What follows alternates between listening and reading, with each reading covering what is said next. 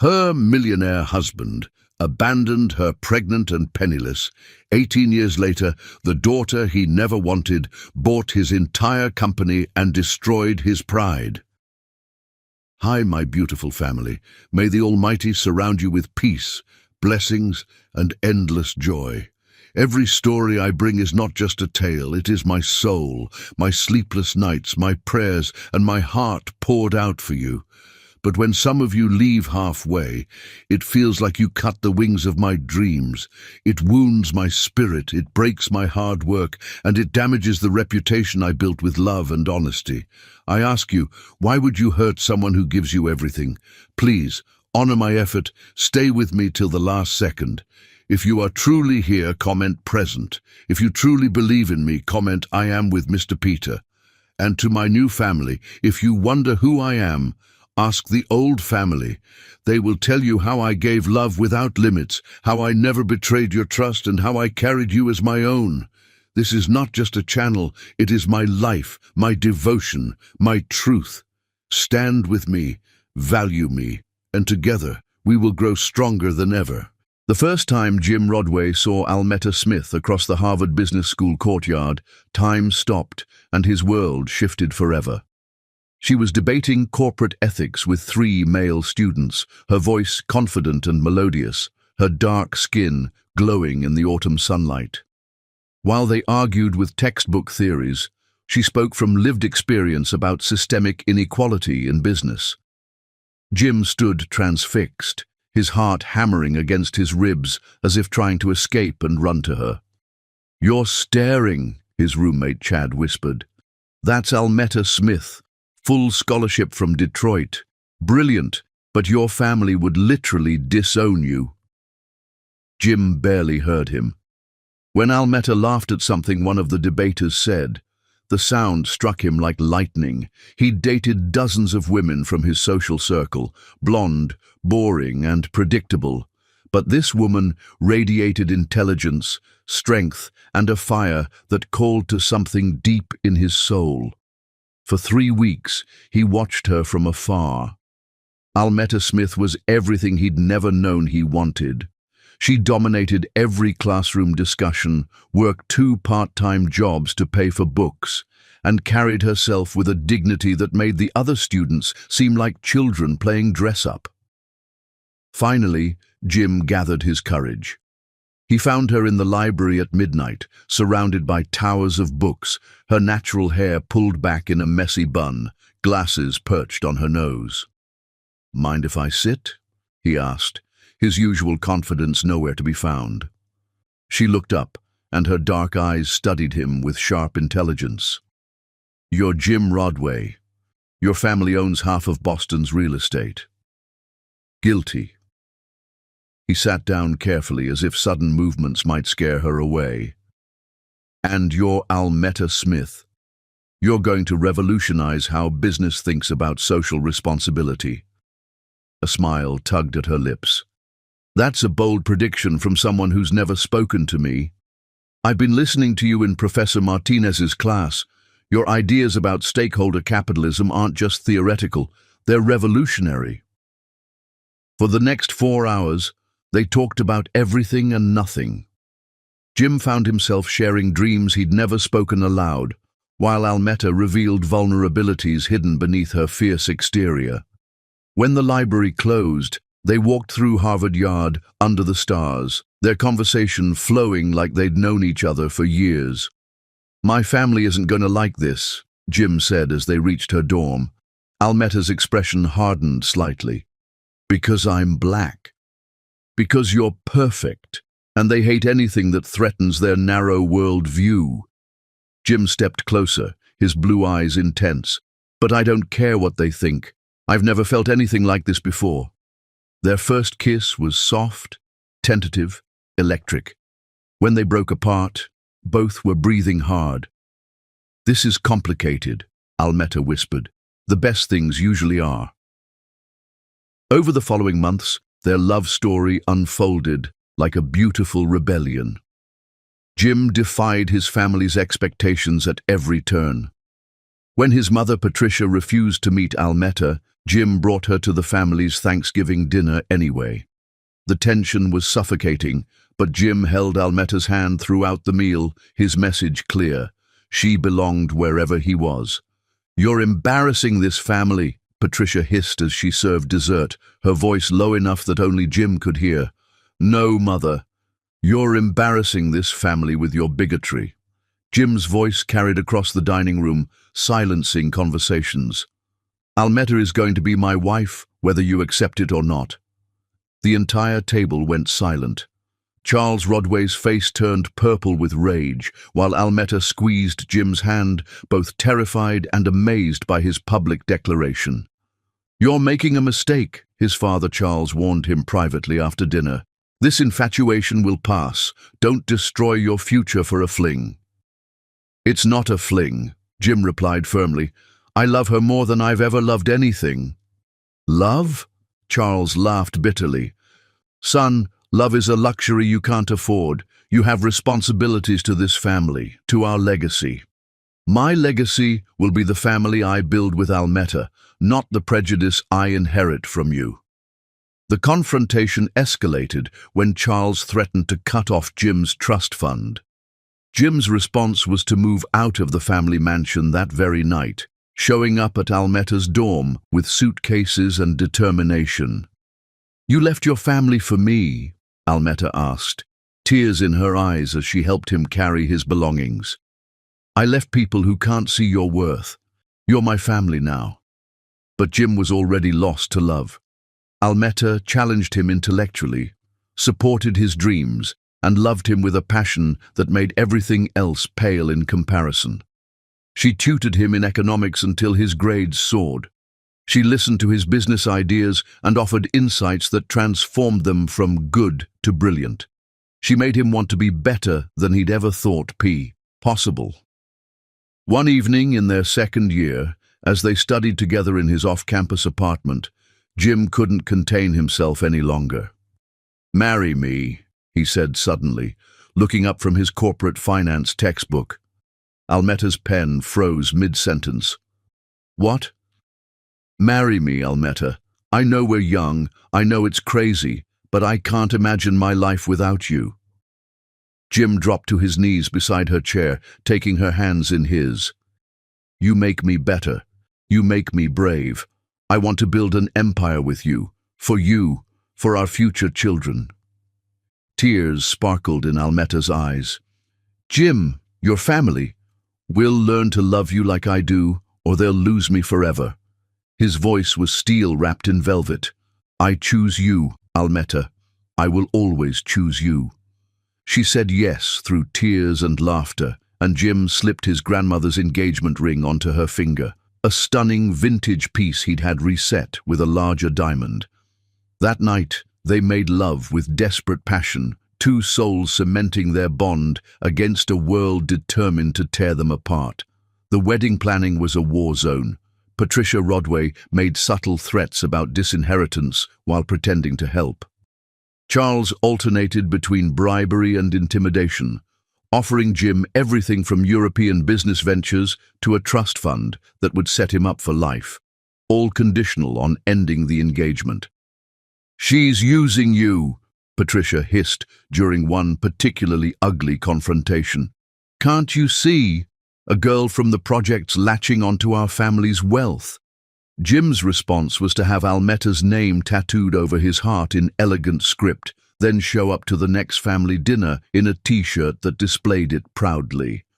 The small ceremony took place in Harvard's Memorial Chapel with only their closest friends present. Almeta wore a simple white dress that cost less than Patricia's shoes, but she looked like a queen. When Jim saw her walking down the aisle, tears streamed down his face. "You're beautiful," he whispered as she reached him. "So beautiful." Their vows were personal, passionate, and defiant. Jim promised to love her against all odds, to build their dreams together, and to never let anyone make her feel less than the extraordinary woman she was. Almeta vowed to stand by him through every storm, to challenge him to greatness, and to love him with everything she had. When the minister pronounced them husband and wife, Jim kissed her like his life depended on it. The small crowd erupted in cheers, but Jim and Almeta only had eyes for each other. Their honeymoon was a weekend in Cape Cod, all they could afford. They made love on the beach under the stars, planned their business empire over room service breakfast, and promised each other that poverty would never define them again. "We're going to have beautiful babies," Jim murmured against her neck as they lay tangled in hotel sheets. "Little girls with your brains and little boys with your courage." "What if they have your stubbornness?" Almeta teased, tracing patterns on his chest. "Then God help the world." 3 months later, Almeta missed her period. The pregnancy test showed 2 pink lines, and their joy was indescribable. Jim cried when she told him, spinning her around their tiny apartment until they were both dizzy with laughter.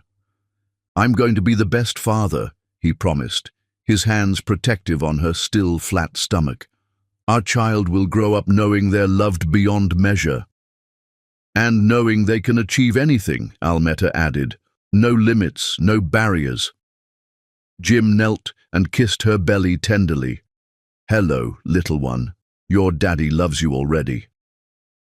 That night, Jim called his parents to share the news. The silence that followed was deafening.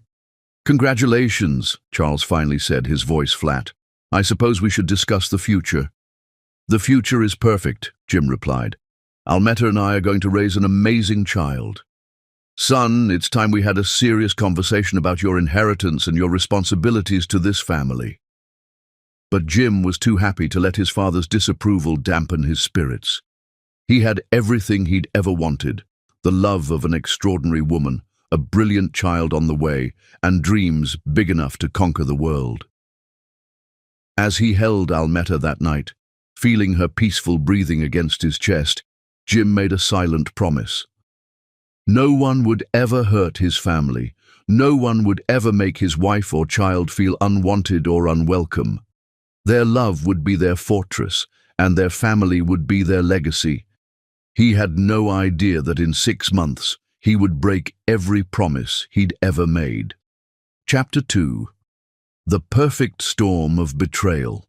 The call that would destroy everything came at 3:47 a.m. on a Tuesday in February, when Almeta was 8 months pregnant and glowing with anticipation of meeting their daughter soon.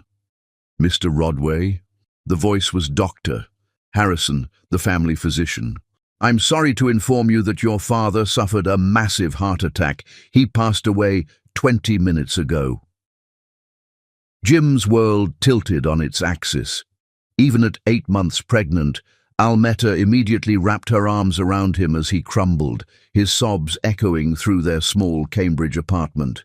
Charles Rodway, for all his faults, had been the giant whose approval Jim had spent his life seeking. The funeral was a spectacle of Boston's elite, held at Trinity Church with over 1,000 mourners. Jim, hollow-eyed and devastated, delivered a eulogy that brought the congregation to tears. Almeta stood beside him, her pregnancy showing beautifully in her black dress, providing the strength he desperately needed. "Your father would be proud," she whispered as they left the church. "You honored him perfectly." But the real devastation was yet to come. 3 days later, the family gathered in Charles Rodway's mahogany-paneled office for the reading of the will. Patricia sat rigid in her chair, tissues clutched in her manicured hands. Jim held Almeta's hand tightly, both of them exhausted from grief and the demands of her pregnancy. Harold Blackwood, the family attorney for 30 years, cleared his throat nervously. "This is unprecedented," he began, his usually steady voice shaking. "Charles made significant changes to his will just 2 weeks before his death." Jim's stomach dropped. Something in Harold's tone promised catastrophe. "To my beloved son James," Harold read slowly, "I leave everything, Rodway Industries, all properties, investments and assets totaling approximately $500 million. Jim exhaled in relief, but Harold raised a trembling hand. "However, this inheritance comes with one absolute condition that cannot be contested or circumvented." The silence in the room was suffocating. Almetta's hand tightened in Jim's. James must divorce his current wife within 30 days of my death and remain unmarried for a period of 5 years. If he fails to meet this condition, every asset will be donated to the United Foundation for Traditional Family Values. No exceptions, no alternatives. The words hit Jim like a physical blow. Almetta gasped, her free hand instinctively protecting her swollen belly. Patricia's tissues fell forgotten as her mouth opened in shock. "This is insane," Jim managed. "He can't do this." "I'm afraid he can," Harold said gently. "The will is ironclad. I tried to dissuade him, but Charles was adamant. He believed this was the only way to preserve the family legacy." Jim stared at the legal documents, his mind reeling.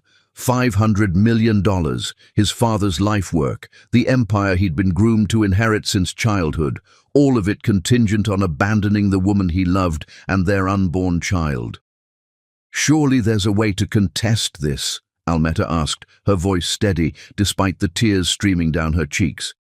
Harold shook his head. Charles anticipated every legal challenge. "The will has been reviewed by the state's best attorneys. It's unbreakable." That night, Jim paced their apartment like a caged animal while Almetta sat on their worn couch, her hands protectively cradling their child. "We'll find another way," she said quietly. "We don't need his money." $500 million, Almetta. $500 million. Jim's voice cracked. "We could give our child everything. The best schools, the best opportunities, generational wealth. Our child will have something better, parents who love each other." But doubt had already planted its poisonous seed. For days, Jim was tormented by visions of what that money could buy. Private jets, multiple homes, business empires, political influence. His child could attend the finest universities without scholarship stress. Almetta could have anything she wanted without counting pennies. Sleep became impossible. Jim would lie awake at 3 a.m., staring at the ceiling while Almetta slept peacefully beside him, her pregnant form beautiful in the moonlight. $500 million. The number consumed his thoughts like a fever. With that kind of wealth, he could give his family everything, but only if he destroyed his family first. "You look terrible," Almetta observed one morning, bringing him coffee in bed. "Are you sleeping at all?" "Just thinking about the future," Jim replied, unable to meet her eyes. "Our future is going to be beautiful," she said, settling beside him with difficulty as her pregnancy advanced. "This baby is going to have so much love." Love. The word twisted in Jim's stomach like a knife. Love versus $500 million. Why had his father made him choose? Meanwhile, his mother worked her own dark magic. "That girl trapped you with a pregnancy," Patricia whispered during one of her increasingly frequent visits. "Can't you see? She's been planning this from the beginning. A scholarship girl from the ghetto, snagging a Rodway heir. It's the oldest trick in the book." "Stop," Jim warned, but his mother pressed on relentlessly. "Your father saw through her manipulation. That's why he protected our family with this will. That baby isn't even necessarily yours. Have you had a paternity test?" "Of course not. I trust my wife." "Trust?" Patricia laughed coldly. "Jim, you've known this girl for 2 years. I've seen women like her my entire life. Ambitious, calculating, willing to do anything for money and status." Each conversation left Jim more poisoned, more suspicious. He began watching Almetta differently, analyzing her every word for hidden agendas. When she suggested they name their daughter after his grandmother, was that manipulation? When she worked extra hours at her part-time job to save money for baby supplies, was that guilt tactics? "I love you," she would say as they lay in bed, her hand resting on her swollen belly. "I love you too," he would reply, but the words felt hollow. $500 million echoed louder than any declaration of love. 2 weeks into the 30-day deadline, Cassandra Webb returned to Boston. Cassandra had been Jim's fiancée before Harvard, before Almeta, before his world had turned upside down. Tall, blonde, and elegantly beautiful, she represented everything his family wanted for him. More importantly, she represented the path not taken. "I heard about your father," she said when she appeared at his office, "and about his will." "Cassandra, I can't." "I know about the conditions, Jim. The whole city knows." She moved closer, her perfume familiar and intoxicating. "I also know you have a decision to make. I'm married. I'm having a child. With a woman who's destroyed your relationship with your family, alienated you from your inheritance, and trapped you with a pregnancy." Cassandra's voice was soft, reasonable. "Jim, you could have everything back. Your father's empire, your mother's approval, the life you were meant to live. I love Almeta. Do you? Or do you love the idea of rebelling against your family?" Cassandra stepped closer still. "That scholarship girl has taken everything from you. Your inheritance, your family relationships, your future. What has she given you besides problems?" That night, Jim stared at Almeta as she slept, her pregnant form beautiful in the moonlight. She looked peaceful, trusting, completely unaware that he was wrestling with the devil. By the third week, Jim was barely sleeping, barely eating. The weight of the decision was crushing him. Almeta tried to help, bringing him his favorite foods, massaging his shoulders, listening to his fears without judgment. "Whatever you decide, I'll understand," she lied beautifully one evening. "I won't hate you if you choose the inheritance." "Don't say that. I'm serious, Jim. That money could change our child's entire life. I'll always love you, no matter what." Her selflessness made his betrayal even more devastating. On day 27, Cassandra appeared at their apartment with shocking news. "I've had my lawyers review those documents you signed when you got married," she announced, spreading papers across their kitchen table. "The ones making Almeta your equal partner in all business ventures." "What about them?" Almeta asked, but her voice was already tense with dread. Cassandra smiled coldly. "They're forgeries. The signatures are real, but the actual legal language is completely different. Instead of giving Almeta partnership rights, they actually transfer all of her assets and any future earnings to Jim. She owns nothing. He owns everything, including anything she might inherit or earn." Almeta's face went white. "That's impossible. Jim's been systematically stealing from you since your wedding day," Cassandra continued mercilessly. "Every dollar you've earned, every asset you've acquired, it all belongs to him legally. You have nothing." Jim's silence was deafening. He stared at the papers, his face a mask of guilt and shame. "Jim?" Almeta whispered. "Tell her she's lying." But Jim couldn't meet her eyes. The truth was even worse than Cassandra revealed. He had known exactly what those papers contained when Almeta signed them. His father had insisted on protecting the family assets, and Jim had justified it as a temporary measure, something he'd fix after they were established.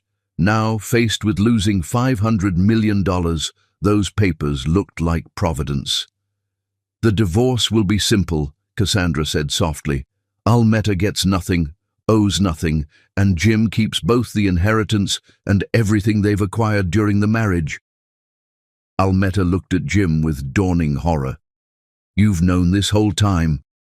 His continued silence was answer enough. That night, for the first time since their wedding, Jim slept on the couch. Above him, he could hear Almeta crying, heartbroken sobs that tore at his soul. But every tear she shed was worth $1 million of his inheritance. On day 29, with just 24 hours remaining, Jim made his choice. Greed had conquered love. Chapter 3. The Cruelest Cut. The contractions started at 4 a.m. on day 30, exactly when Jim's deadline to divorce Almeta expired, as if their child sensed the tragedy about to unfold and was fighting to enter the world before it could be torn apart. "Jim, wake up!" Almeta gasped, shaking his shoulder as pain seized her swollen belly. "The baby's coming." Jim jolted awake on their couch, his neck stiff from another night avoiding their marital bed. For a moment, seeing Almeta doubled over in pain, his husband instincts kicked in. He jumped up, grabbing her hospital bag and keys. "It's okay, sweetheart. We'll get you to the hospital. Everything's going to be fine." But as he helped her to the car, Jim's phone buzzed with a text from Cassandra. "Papers are ready. Car waiting at hospital to take you to courthouse. Don't lose 500 million for one night of guilt." The 20-minute drive to Boston General was torture. Almeta gripped his hand between contractions, her face shining with sweat and determination. "She's early," Almeta panted, "but she's strong. I can feel it." "Just like her mother," Jim replied automatically, though his voice sounded hollow even to him. At the hospital, everything moved quickly. Almeta was wheelchair rushed to the maternity ward while Jim handled admissions paperwork. His hands shook as he signed forms, knowing these would be among the last documents he'd ever sign as her husband. Dr. Rodriguez, their obstetrician, examined Almeta and smiled. "You're almost fully dilated. This little one is eager to meet the world." "Where's Jim?" Almeta asked, looking around the delivery room frantically. "He's just making some phone calls," a nurse assured her. "He'll be right back." But Jim wasn't making phone calls. He was standing in the hospital corridor, staring at divorce papers that Harold Blackwood had just delivered personally. "I'm sorry it's come to this," the elderly lawyer said gently. "But if you don't file these within the next 6 hours, you lose everything. Your father's will specifies midnight on the 30th day. She's in labor," Jim said numbly. "I know, the timing is unfortunate, but business waits for no one, not even births." Through the delivery room window, Jim could see Almeta searching for him, her face twisted with labor pain and confusion. She needed him. Their child was coming into the world, and she needed her husband beside her. Instead, Jim turned away and signed the papers. The next 4 hours were the longest of Almeta's life. She labored alone except for nurses, asking constantly for Jim, unable to understand why he'd disappeared during the most important moment of their lives. "Please find my husband," she begged Dr. Rodriguez between contractions. "I need him here." "I'm sure he'll be back soon," the doctor replied, but his expression was troubled. In 30 years of delivering babies, he'd never seen a father vanish during active labor. At 2:17 p.m., Melody Rodway entered the world screaming with indignation, as if she already sensed the injustice awaiting her. She was perfect. 8 pounds, 2 ounces of pure beauty with Jim's blue eyes and Almeta's determined chin. "She's gorgeous," Dr. Rodriguez said, placing the baby on Almeta's chest. "Absolutely perfect." Almeta wept as she held her daughter for the first time. "Hello, baby girl. Mummy's here. Daddy's coming soon." But Daddy wasn't coming. At 2:45 p.m., while Almeta was being stitched up and cleaned, Jim finally appeared. But he wasn't alone. Harold Blackwood accompanied him, along with 2 courthouse officials and a notary public. "Mrs. Rodway," Harold said formally, "I need to serve you with some legal documents." Almeta, still holding her newborn daughter, looked up in confusion. "What documents? Where have you been, Jim?" Jim stood at the foot of her hospital bed, his face a mask of cold resolution. "Almeta, I'm filing for divorce." The words hit her like a physical blow. "What did you say?" "You heard me. I'm divorcing you, effective immediately." "Jim, I just gave birth to our daughter 28 minutes ago. What are you talking about?" "Our daughter." Jim's laugh was bitter and cruel. "How do I even know she's mine? A girl from the projects, hooking up with anyone who could advance her position." Almeta's face went white with shock. "You can't be serious." "I've never been more serious in my life." Jim's voice turned to ice, all pretense of love evaporating. Did you really think I could love someone like you? Someone from your background? Someone like me? Almetta's voice shattered. Jim, you said you loved me. You married me. You tattooed my name on your heart. I was young and stupid. My fraternity brothers bet me I couldn't get the scholarship girl to fall for me. Congratulations, Almetta. You helped me win $5,000. The lie came so easily that Jim almost believed it himself. Almetta's face crumpled, as if he'd physically struck her. That's not true. You love me. I know you love me. Love. Jim laughed again. I used you. You were an experiment, a walk on the wild side before I settled down with someone appropriate, someone like Cassandra. As if summoned by her name, Cassandra appeared in the doorway, radiant in a white designer dress, a 3-carat engagement ring sparkling on her finger. Hello, Almetta, she said sweetly. Congratulations on the baby. Jim and I are getting married next week. Almetta looked between them, her world disintegrating. This is a nightmare. Tell me this is a nightmare. Sign the papers, Jim said coldly, and I'll make sure you get bus fare back to Detroit. I'm not signing anything. This is insane. You're having some kind of breakdown. Harold stepped forward with the divorce documents. Mrs. Rodway, I'm afraid you have no choice. The prenuptial agreements you signed give you no rights to any marital assets. You'll leave with exactly what you brought to the marriage.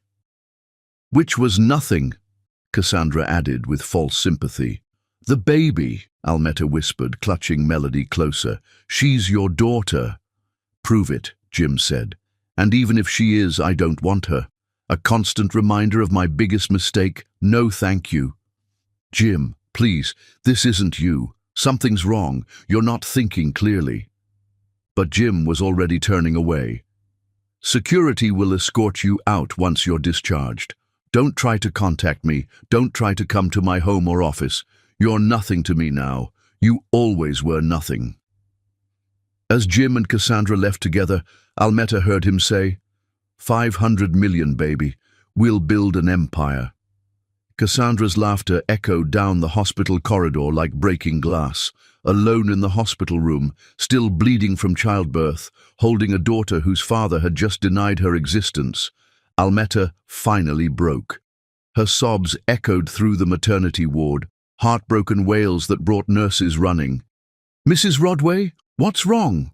He left us, Almetta whispered to the attending nurse. He abandoned us both. Dr. Rodriguez examined the divorce papers that had been left behind and shook his head in disgust.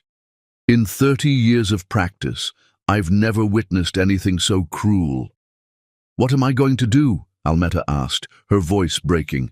I have no money, no home, no family here. How do I take care of her? The doctor was quiet for a long moment, watching baby Melody sleep peacefully in her mother's arms. You'll find a way. Mothers always do. And someday, that man will realize what he destroyed. But that provided no comfort to Almetta as she spent her first night as a single mother in a hospital bed, holding her perfect daughter and trying to figure out how they would survive.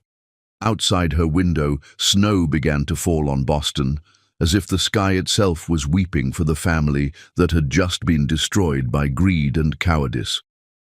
At midnight, Jim officially inherited $500 million.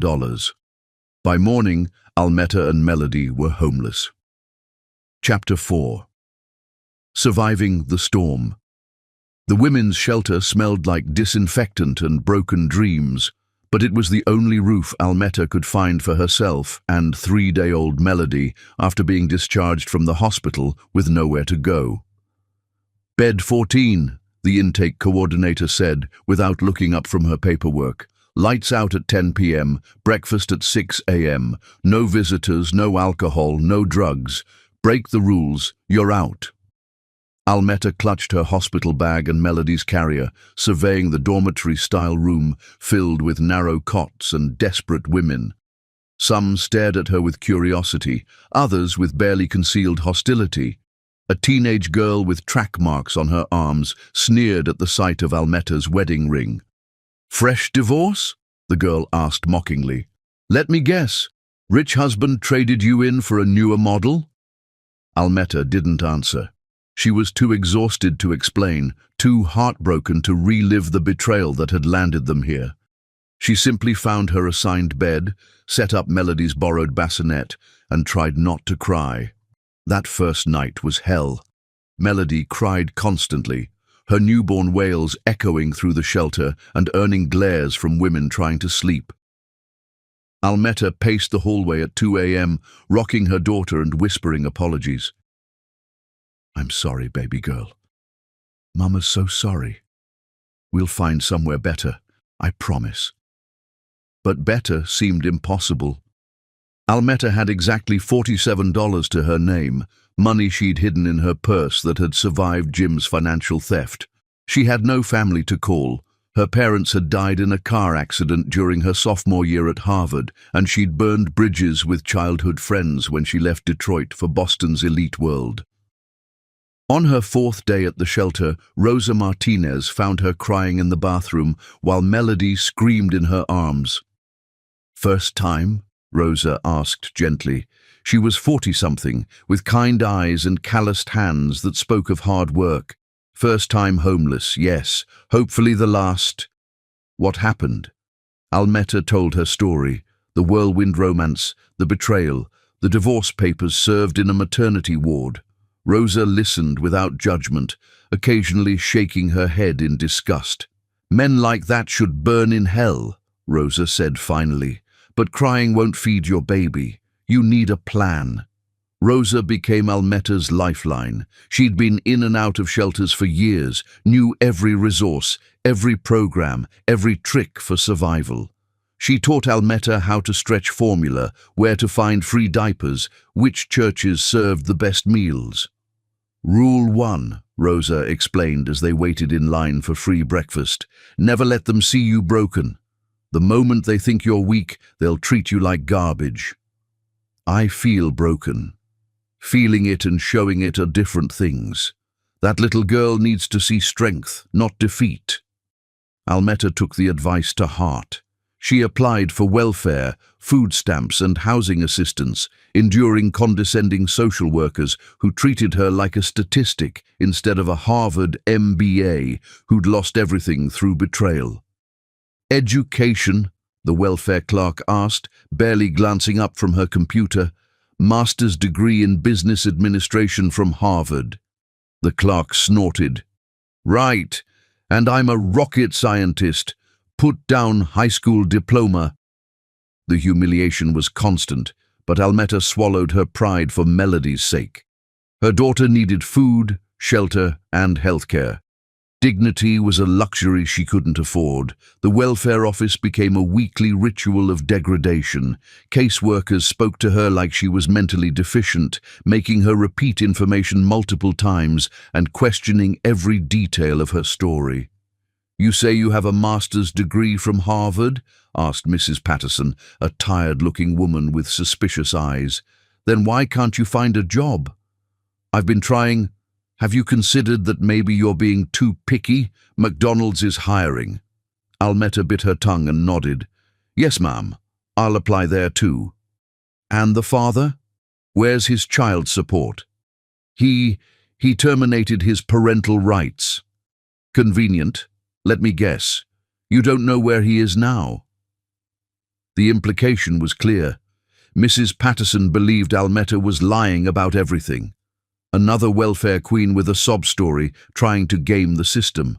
Finding work proved nearly impossible.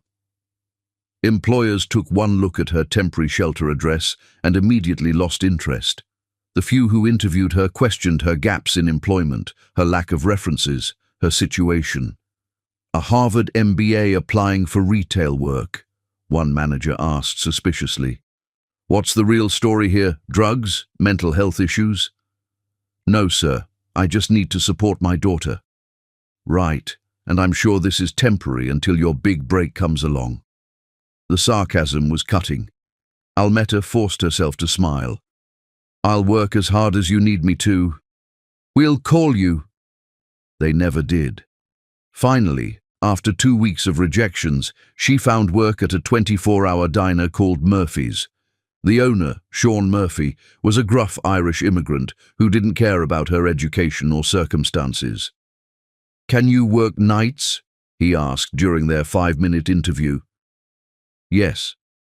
"Can you handle drunk customers without calling the police every 10 minutes? "Yes." "Can you clean vomit off tables without complaining?" Almeta's stomach turned, but she nodded. "Absolutely." "Can you start tonight?" "Yes, sir." The job paid minimum wage plus tips, barely enough to survive. Almeta worked 11 p.m. to 7 a.m., sleeping during the day while Rosa watched Melody. The arrangement wasn't ideal, but it was survival.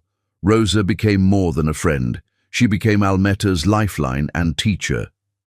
"Rule number 1, Rosa explained as they waited in line for free breakfast at a local church. "Never let them see you broken. The moment they think you're weak, they'll treat you like garbage." I feel broken. Feeling it and showing it are different things. That little girl needs to see strength, not defeat. How do you stay strong when everything is falling apart? Rosa studied Almeta's face carefully.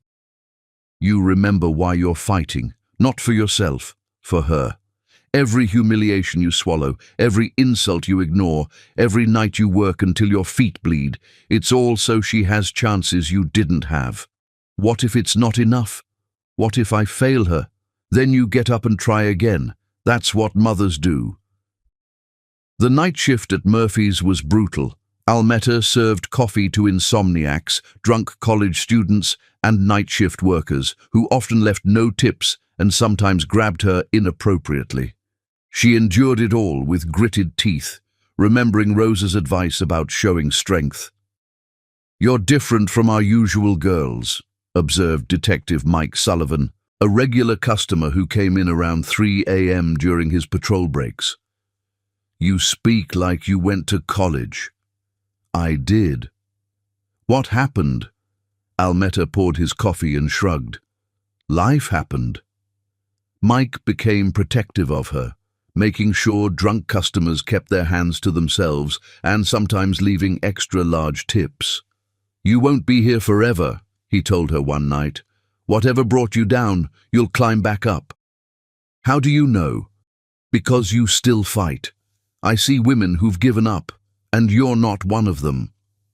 Years later, when Almeta's consulting business took off and she could afford to quit the diner, she made sure to find Mike and thank him for his kindness during her darkest hours.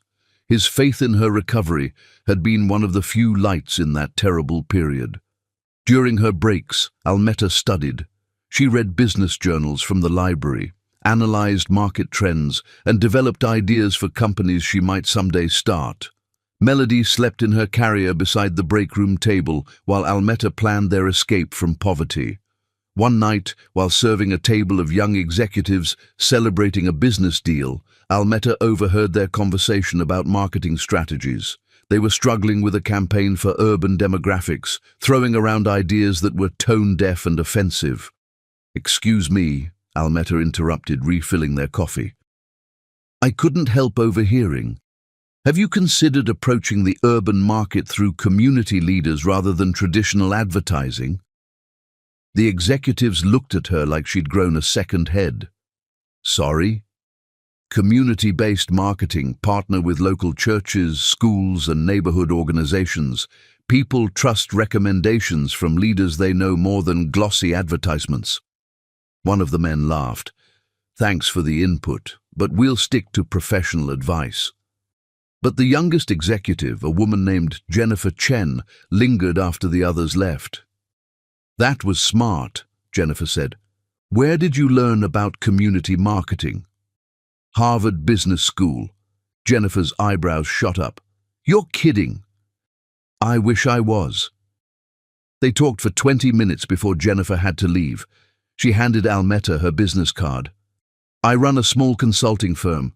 If you ever want to discuss some freelance work." It was the first crack of light Almeta had seen in the darkness. The freelance work started small. Jennifer hired Almeta to research demographic data for $50 per report. Almeta worked on her laptop in the diner during quiet periods, producing analyses that impressed Jennifer's clients. Word spread quietly through Boston's business community about the brilliant consultant who delivered exceptional market insights at bargain rates. Almeta began earning additional income writing reports, developing strategies, and analyzing consumer trends. She used every extra dollar to improve their situation. They moved from the shelter to a studio apartment in a rough neighborhood, not safe, but private. Almeta bought a used crib for Melody and a desk for herself. She enrolled in community college business courses to stay sharp. "You're building something," Rosa observed when she visited their tiny apartment. "I can see it in your eyes." "We can't stay at the bottom forever," Almeta replied, bouncing 6-month-old Melody on her hip. "This little girl deserves better." "What about her father?" Almeta's expression hardened. "He made his choice. We'll make ours." Rosa smiled proudly. "That's the fighter I knew you were." She became like a grandmother to Melody, and even after Almeta's success allowed them to move to better neighborhoods, Rosa remained part of their chosen family, proof that the bonds forged in struggle often proved stronger than blood. Late at night, after Melody was asleep, Almeta would stand at their single window looking out at Boston's skyline. Somewhere out there, Jim was living in luxury with Cassandra, enjoying the $500 million he'd chosen over his family. "One day," she whispered to the sleeping city, "we'll be living up there too, and when we are, he'll realize what he threw away." But revenge felt distant and impossible. Survival was all that mattered now. At 1 year old, Melody took her first steps in their cramped apartment, while Almeta was working on a consulting report. Her daughter's delighted giggles filled the space as she toddled from the crib toward her mother's desk. "Mama!" Melody squealed, reaching for the laptop keyboard. Almeta scooped her up, spinning her around the tiny room. "You're walking, baby girl. You're actually walking." As she held her daughter, Almeta made a silent vow. This poverty was temporary. This struggle was just the beginning of their story, not the end. Melody would grow up knowing she could achieve anything, become anyone, and someday, the man who had abandoned them would pay for his cruelty. Outside their window, snow began falling again. But inside their small apartment, mother and daughter danced together, building dreams from nothing but love and determination. The empire they would build together was still just a whisper of possibility, but it was growing stronger every day. Chapter 5. Building from Ashes. 5 years after being thrown out of a Boston hospital with nothing but a newborn and broken dreams, Almeta Smith stood in the conference room of Chen and Associates, presenting a marketing strategy that would revolutionize how corporations approached urban demographics. "The key is authenticity," she explained to the 8 executives seated around the polished table. "You can't market to communities you don't understand, and you can't understand them without genuine engagement." Jennifer Chen beamed with pride as Almeta commanded the room.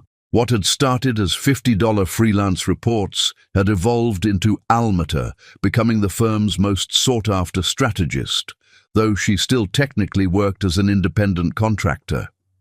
"Ms. Smith," interrupted Robert Kowalski, CEO of a major retail chain, "your proposals are impressive, but implementing them would require significant cultural shifts in our marketing departments." "Mr. Kowalski," Almeta replied smoothly, "significant profits require significant changes. My research shows you're losing 30% potential revenue in urban markets because your current approach alienates the very consumers you're trying to reach." Melody sat quietly in the corner, coloring in a business notebook while listening to every word. Almeta had been forced to bring her daughter to work when her babysitter cancelled, but Melody was so well behaved that nobody minded. What the executives didn't realize was that Melody wasn't just coloring, she was taking notes. Her childish handwriting filled the margins with observations like, "They don't listen to customers," and "Why don't they ask what people want?" "Mama," Melody whispered during a break, tugging on Almeta's sleeve. "Why don't they just ask people what they want instead of guessing?" Several executives overheard and chuckled, but Almeta's eyes lit up. She knelt down to her daughter's level, studying the little girl's serious expression. "Say that again, sweetheart, but louder so everyone can hear." Melody stood up with the confidence of someone who'd been sitting in business meetings since she could walk. "If they want to sell things to people, why don't they ask those people what they want?" The room fell silent, as the simplicity of her logic hit them. Robert Kowalski leaned forward in his chair, staring at the 6-year-old who'd just identified the fundamental flaw in his company's approach. "Gentlemen," Almeta said, turning back to the room with a brilliant smile, "I'd like you to meet my business partner. She just solved your consumer research problem." "Ms. Smith," Kowalski said slowly, "your daughter might be onto something.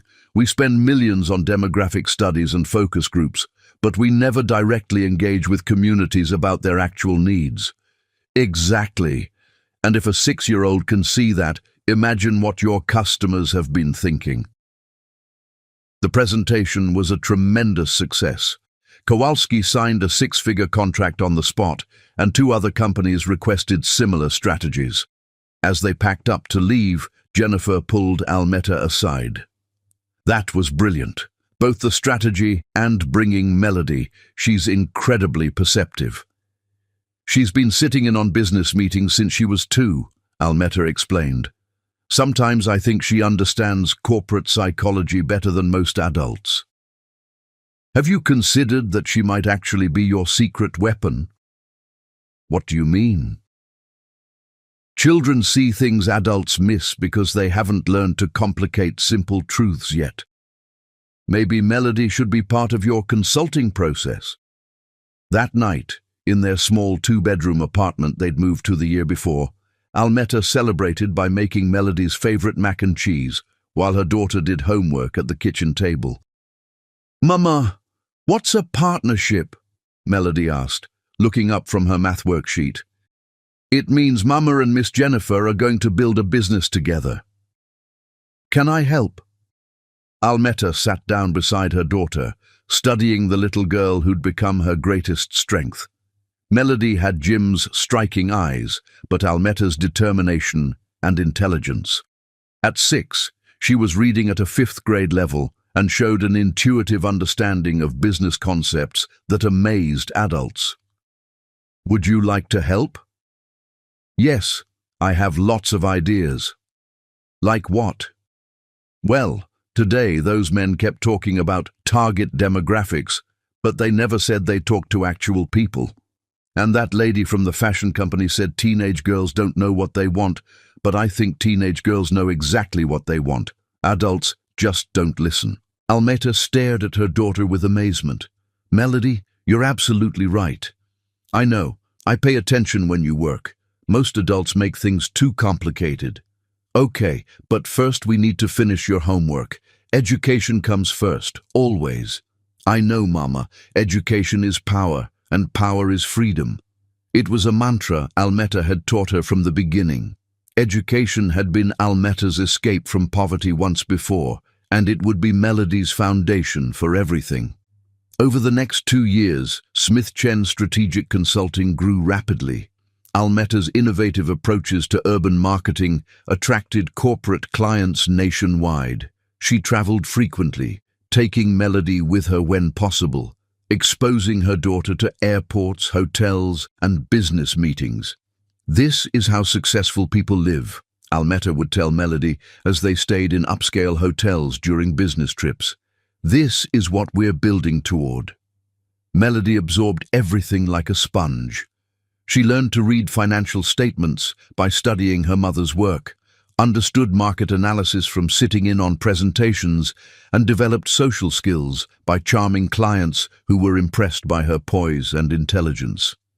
"Your daughter is remarkable," noted Patricia Williams, CEO of a Fortune 500 company, after 8-year-old Melody had politely suggested a new approach to their teen marketing initiatives.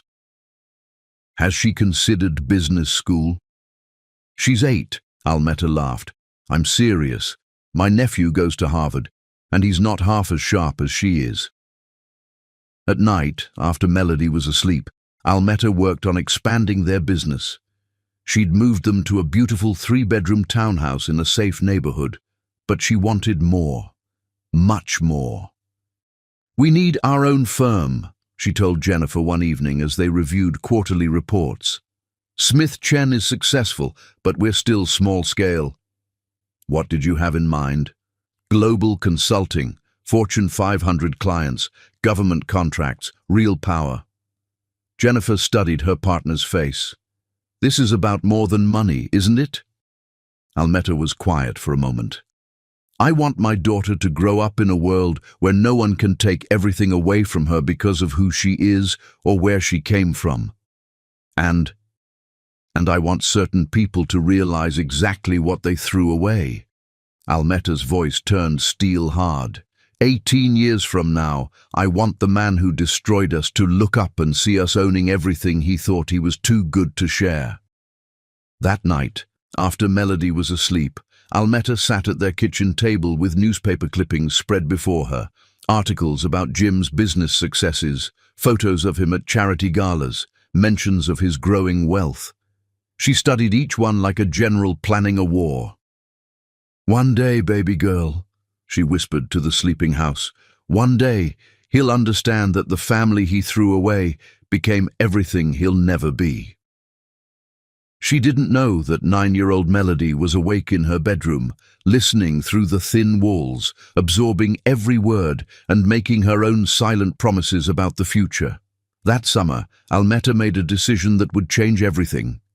She enrolled 9-year-old Melody in an accelerated summer program at MIT designed for gifted children interested in technology and business. Are you sure she's ready? Jennifer asked. She's still just a little girl. She's been ready since she was 6. I'm just finally catching up. Melody thrived at MIT. While other children her age were playing video games, she was learning programming languages and developing apps. Her final project, a simple customer feedback platform, caught the attention of the program director. Mrs. Smith, Dr. Elizabeth Harper said during the closing ceremony, your daughter has extraordinary potential. Have you considered having her tested for advanced placement programs? What kind of programs? There are schools designed for exceptionally gifted children. Melody could potentially graduate high school by 14 and enter university immediately. That night, Almeta sat with Melody on their couch, discussing possibilities. Do you want to skip ahead in school, sweetheart? Will it help me build businesses like you do? It could, but you'd miss out on some normal childhood experiences. Melody was quiet for a moment, then looked up with determination that reminded Almeta painfully of Jim. Mama, normal kids don't have to rebuild their lives from nothing. I do. I want to learn everything as fast as I can. Almeta's heart broke a little. Her daughter should have been worried about playground games and sleepovers, not rebuilding family empires. But she also felt fierce pride. Melody had inherited the best of both parents, Jim's ambition and Almeta's resilience. Okay, baby girl, we'll look into it. Look. By age 10, Melody was attending a specialized academy for gifted children, taking high school-level courses and spending afternoons working alongside her mother. She'd developed an intuitive understanding of market psychology that impressed even experienced consultants. Mama, she said one day while they reviewed a client proposal, why are we helping other people build their companies instead of building our own? It was the question Almeta had been waiting for. What did you have in mind? Technology. All these companies need better ways to understand their customers. We could build software that does it automatically. Almeta stared at her daughter with amazement. Melody, that's brilliant. I know, Melody replied with the matter-of-fact confidence of a child genius. "I've been thinking about it for months." That weekend, they started planning their tech company. Almeta handled the business strategy while Melody, with help from her MIT contacts, began developing prototype software for automated consumer analysis. Smith Technologies was born in their townhouse basement with a 10-year-old CEO and her mother as COO. Their first client was Jennifer Chen, who paid them $50,000 to develop a custom analysis platform. "You realize this is insane," Jennifer said as she signed the contract. "I'm hiring a 10-year-old. "You're hiring a 10-year-old genius," Almeta corrected. "There's a difference." Within 6 months, Smith Technologies had grown from a basement operation to a legitimate company with office space, employees, and contracts worth millions. Melody balanced school with CEO duties, displaying leadership skills that amazed everyone who worked with her. "She's incredible," marveled David Kim, their lead programmer. "I've worked with tech CEOs half her age who don't understand their products this well." Meanwhile, across Boston, Jim Rodway was struggling to maintain his father's empire. Rodway Industries had been built on old-fashioned business models that were rapidly becoming obsolete. Younger, more innovative companies were eating into their market share, and Jim's leadership style, arrogant and inflexible, wasn't adapting well to changing times. "We need new strategies," his board kept telling him. "The market is shifting toward technology integration." "My father built this company on solid fundamentals," Jim would reply. "We don't need to chase every tech fad." But the tech fads were revolutionizing entire industries, and Rodway Industries was being left behind.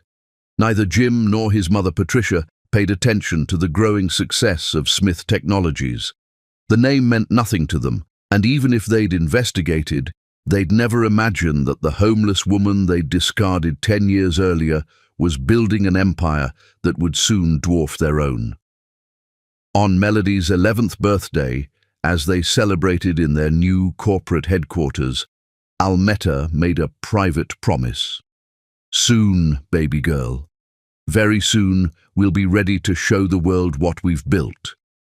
Melody looked up from her birthday cake, her eyes fierce with determination that reminded Almeta painfully of Jim. "And then we take back everything that should have been ours from the beginning." Outside their office windows, Boston's skyline glittered with possibility. Somewhere in that maze of lights and steel, Jim Rodway was losing everything he'd once stolen from them, and he didn't even know it yet. Chapter 6. The prodigy emerges. Melody. Smith discovered the truth about her father on a rainy Thursday afternoon when she was 15, sitting in her mother's office reviewing quarterly reports that showed Smith Technologies had just exceeded $50 million in annual revenue. She wasn't supposed to find the folder marked "Personal Confidential" in Almeta's locked desk drawer.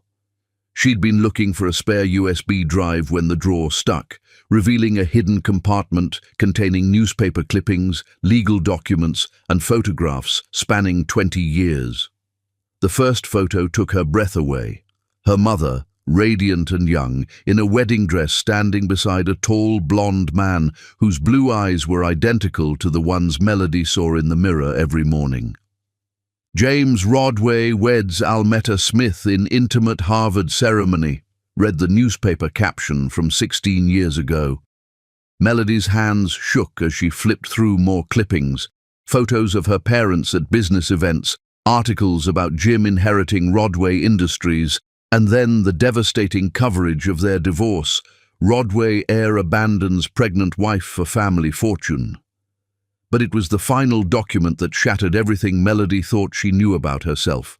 Her original birth certificate listing James Charles Rodway as her father. "Melody?" Almeta's voice came from the office doorway. "What are you doing in my desk?"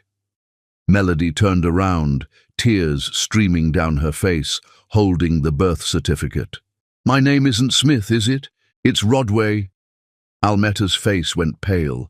She closed the office door carefully before approaching her daughter. "How much did you read?" All of it. Melody's voice was steady despite her tears. He's my father. The man who owns Rodway Industries is my biological father, and he abandoned us before I was even born. Almeta sat down heavily in her chair. I was going to tell you when you turned 18. Why? So I could spend 3 more years wondering why I never felt like I belonged anywhere. Because I wanted you to be strong enough to handle the truth. I've been strong enough since I was 10. Melody's composure cracked. All this time, you've been building our company to compete with his, haven't you? This isn't just about business success, it's about revenge. Almeta was quiet for a long moment. Yes. Good. Melody's tears stopped, and her expression hardened into something that looked remarkably like Jim Rodway at his most determined.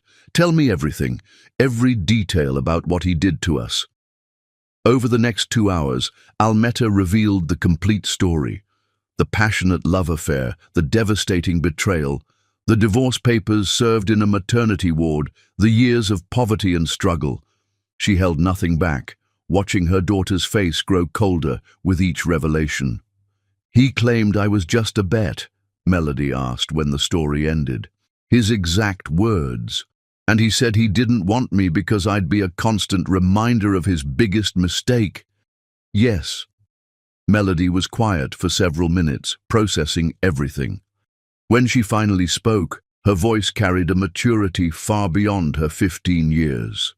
Show me everything else, she said suddenly. Every document, every article, every piece of evidence about what he did to us. For the next hour, Almeta spread 20 years of carefully collected materials across her office floor. Newspaper clippings about Jim's lavish lifestyle with Cassandra, financial reports showing Rodway Industries' growth built on the inheritance he'd chosen over his family, photos of him at charity galas and business events, living the life he'd stolen from them.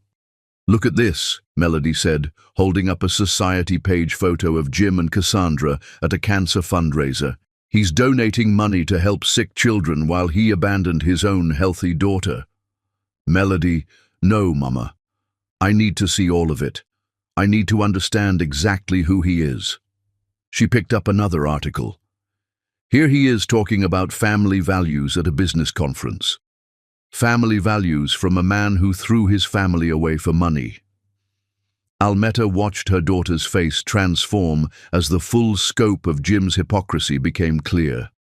The hurt was still there, but it was being forged into something harder and more dangerous. How close are we to being bigger than Rodway Industries? In annual revenue, we're about 1/10 their size, but they're hemorrhaging money while we're growing exponentially. How long before we could buy them out? Almeta blinked in surprise.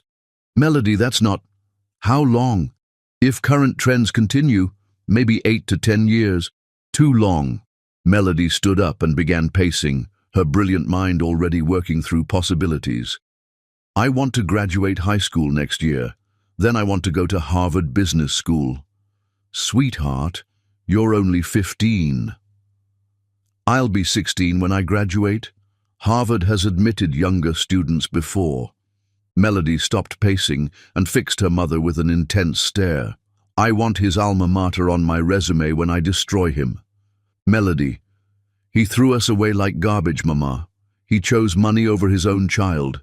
He doesn't get to live happily ever after while we struggled. Melody's voice grew stronger with each word. I'm going to take everything he has, everything he chose over us, and I'm going to make him watch while I do it. The transformation in her daughter both thrilled and terrified Almeta. This isn't just about money or business anymore, is it? It never was.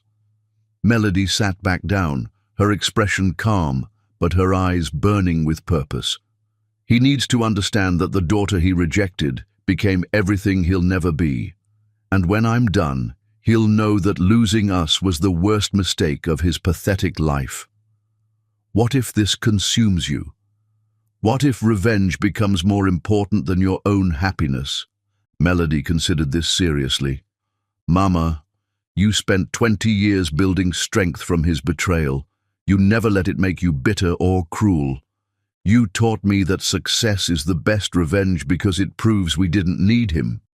She reached for her mother's hand. "I'm not doing this from hatred. I'm doing this from justice. There's a difference." From that day forward, Melody attacked her education with frightening intensity. She completed her remaining high school requirements in 8 months, scored perfect SATs, and applied early admission to Harvard Business School with a portfolio that left admissions officers speechless. Her application essay began, "At 15 years old, I am the CEO of a $50 million technology company that I built from my mother's basement. This is not a story about privilege or inheritance. This is a story about what happens when you underestimate the daughter you never wanted." Harvard accepted her immediately, but Melody wasn't content to wait for college. During her gap year, she accelerated Smith Technologies' growth with innovations that revolutionized their industry. She developed AI-powered consumer analysis platforms that predicted market trends with stunning accuracy, attracting clients from every Fortune 500 company. "She's inhuman," marveled Dr. James Patterson, a Harvard professor who consulted for Smith Technologies. "I've never seen anyone her age with this level of strategic thinking." "She's motivated," Almeta replied simply. Meanwhile, Rodway Industries continued its slow decline. Jim's traditional business model couldn't compete with technology-driven companies like Smith Technologies, though he still didn't recognize the name or realize who was behind his competition. "We need innovation," Jim's board members kept telling him during increasingly tense meetings. "Companies like Smith Technologies are making us look obsolete." "Smith Technologies?" Jim barely glanced up from his whiskey. "Never heard of them. They're revolutionizing corporate consulting. Maybe we should consider hiring them." "Absolutely not. Rodway Industries doesn't need outside help from some startup." But his arrogance was costing him everything. Major clients were switching to Smith Technologies, quarterly losses were mounting, and his marriage to Cassandra was deteriorating as she watched their lifestyle threatened. "You're an idiot," Cassandra told him during one of their increasingly frequent arguments. "Your pride is going to bankrupt us. My father built this company. Your father is dead, and his strategies died with him. Wake up before we lose everything." At 16, Melody started Harvard Business School as the youngest student in the program's history. She commuted from their Boston headquarters, maintaining her CEO duties while attending classes, writing papers that professors used as examples for older students. "Ms. Smith," Professor Michaela Torres said after one particularly brilliant presentation on disruptive business models, "have you considered writing a book about building Smith Technologies?" "I'm too busy actually building it to write about it yet," Melody replied. "Maybe after I'm finished." "Finished with what?" "Taking over my industry completely." Her confidence wasn't arrogance. It was accurate assessment. By her 17th birthday, Smith Technologies was valued at over $400 million and showing no signs of slowing down. They'd opened offices in New York, Chicago, and Los Angeles, employed over 500 people, and had consulting contracts with 18 Fortune 500 companies. "We're ready for the next phase," Melody told Almeta during their weekly strategy meeting, "which is direct competition. I want us to enter every market where Rodway Industries operates. Real estate development, construction, manufacturing, everything. That's outside our expertise. Then we'll acquire expertise, buy smaller companies, hire the best talent, whatever it takes." Melody's eyes gleamed with anticipation. "I want him to watch his empire crumble while ours rises to take its place. This is going to cost hundreds of millions. We'll raise the capital. I want to go public next year." Almeta stared at her daughter with amazement and slight concern. "Melody, you're 17 years old. The stress of running a public company." "I've been under stress my entire life," Melody interrupted. "First, from poverty, then from building this company, now from preparing to destroy the man who created that poverty. Stress doesn't scare me anymore. Failure does. What if he recognizes you? What if he realizes who you are before you're ready? Melody smiled, and for a moment she looked exactly like Jim had at 25. Confident, determined, and slightly dangerous. Then I'll introduce myself properly, but by then, it'll be too late for him to do anything about it.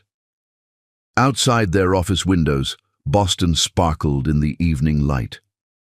Somewhere in that maze of buildings, Jim Rodway was drowning in debt and delusion, completely unaware that his abandoned daughter was building the weapon that would destroy him. The final phase of their long revenge was about to begin, and this time, there would be no mercy. Chapter 7. The Invisible War. At 18 years old, Melody Smith had become the youngest CEO to take a company public in American history, and she used that achievement to launch her calculated assault on her father's empire with surgical precision that would have impressed military strategists.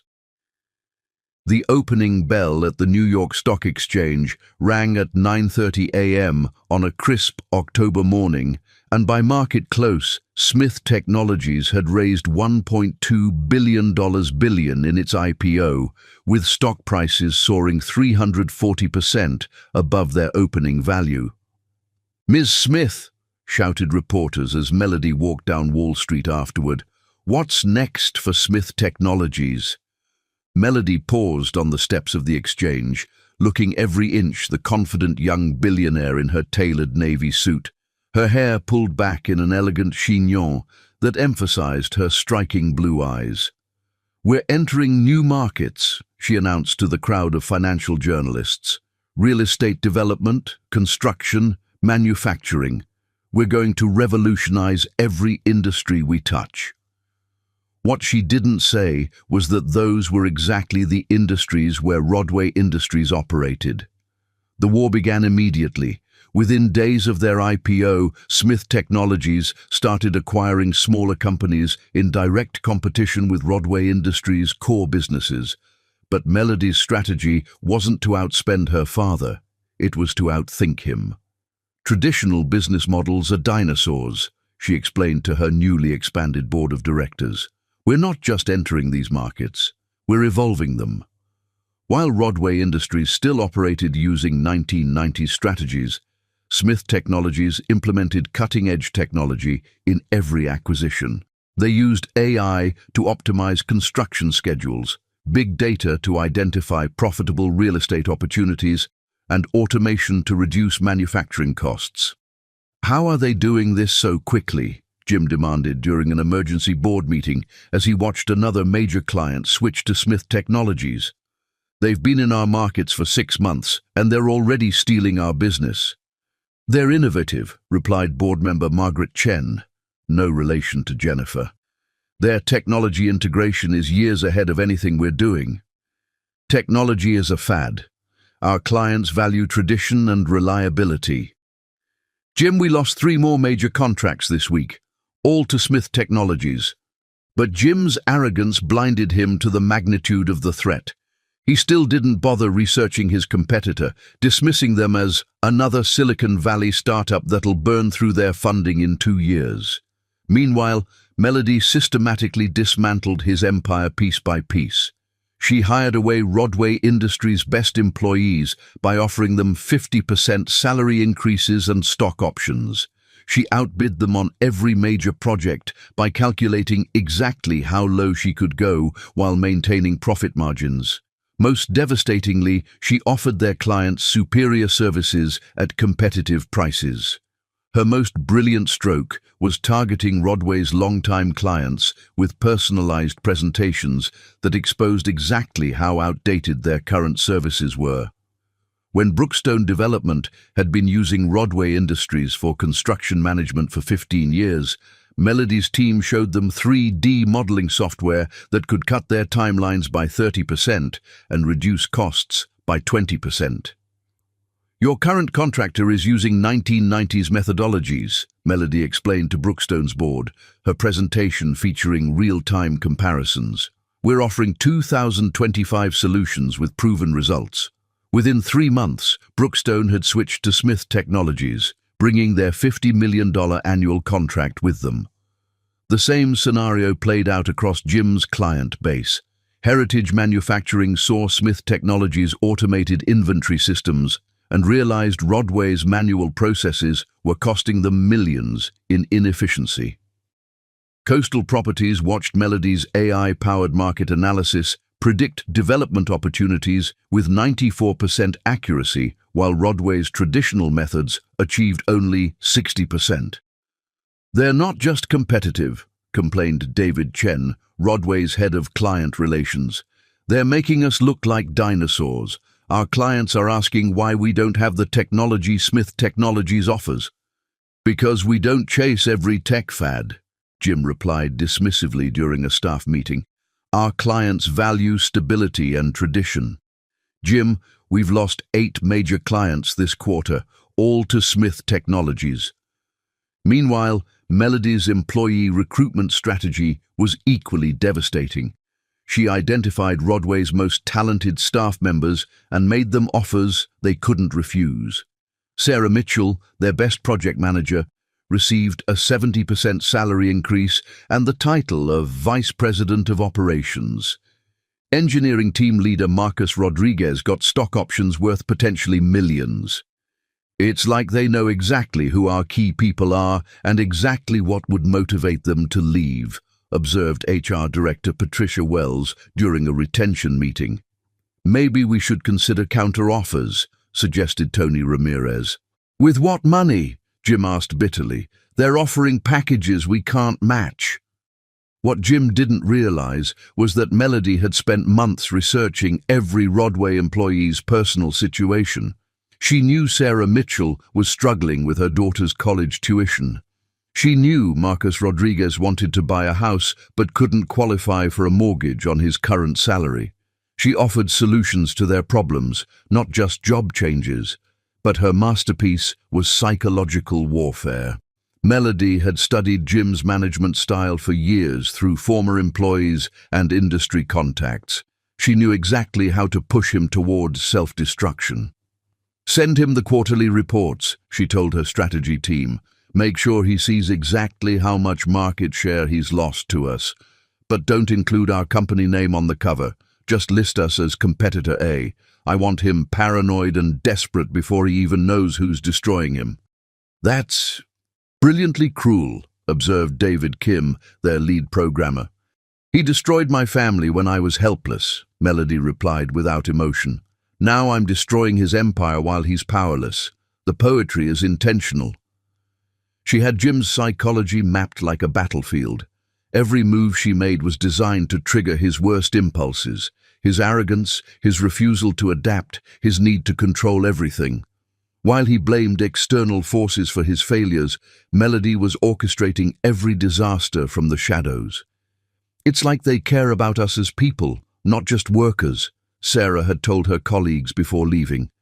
When was the last time Mr. Rodway asked about my family?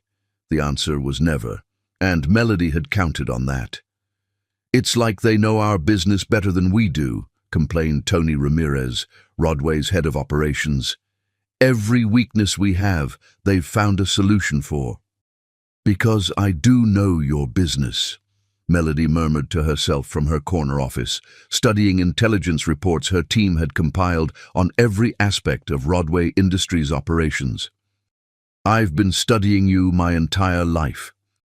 She knew Jim's management style was authoritarian and inflexible. She knew which employees were dissatisfied with their compensation. She knew which clients were frustrated with Rodway's slow adaptation to modern business practices. Most importantly, she knew exactly how much debt her father was carrying and how precarious his financial situation had become. "Ma'am," her assistant announced one morning, "we have a meeting request from Cassandra Rodway. She wants to discuss a potential consulting contract." Melody's pulse quickened. The woman who'd helped destroy her family was reaching out personally. Set it up for next week. Conference Room A. Cassandra Webb Rodway swept into Smith Technologies headquarters like she still owned the world, her designer clothes and perfect makeup projecting wealth and confidence that Melody immediately recognized as increasingly desperate. "Miss Smith." Cassandra extended a manicured hand. "Thank you for meeting with me. I've heard remarkable things about your company." Melody shook hands politely, studying the woman who'd been wearing a white dress and engagement ring in her mother's hospital room 18 years ago. Cassandra was still beautiful, but there were lines around her eyes and a tightness to her smile that suggested the perfect life wasn't as perfect as advertised. "Mrs. Rodway, what can Smith Technologies do for you?" "Please call me Cassandra. I'm here because Rodway Industries needs modernization, and your company seems to be the obvious choice for that transformation." "I see. And what does Mr. Rodway think about this potential partnership?" Cassandra's smile faltered slightly. "My husband is traditional in his business approach, but I handle many of our strategic initiatives now." Translation: Jim was losing control, and Cassandra was trying to save their empire behind his back.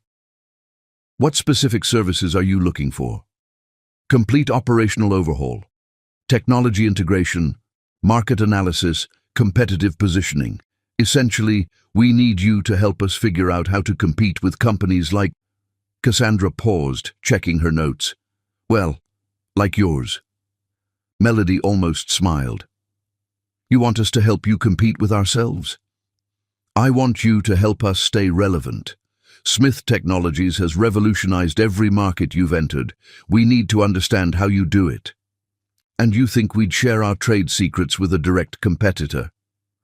"I think you'd be paid exceptionally well for your expertise.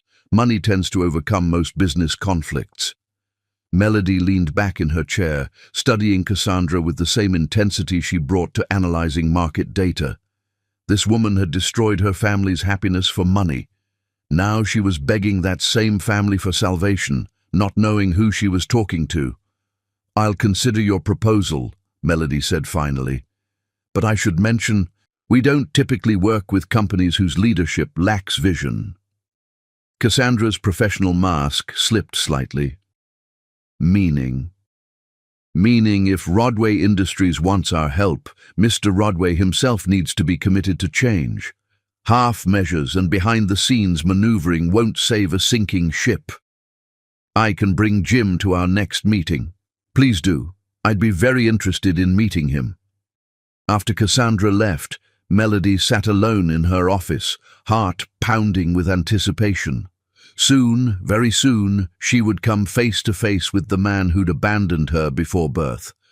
But first, she had more work to do. Over the next 6 months, Smith Technologies' assault on Rodway Industries intensified. They opened competing offices in every city where Rodway operated.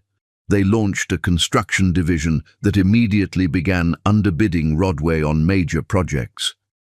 They acquired a manufacturing company that produced the same industrial equipment as Rodway's factories, but with 30% better efficiency. "We're hemorrhaging money," Jim's CFO warned during a particularly grim quarterly review. "If current trends continue, we'll be insolvent within 18 months. "That's impossible," Jim insisted. "This company has been profitable for 40 years. "Not anymore. Smith Technologies is destroying us in every market." "Then we'll destroy them back." "What do we know about their leadership?" "Not much. The CEO is Melody Smith. Young woman, Harvard MBA, built the company from scratch. She's formidable."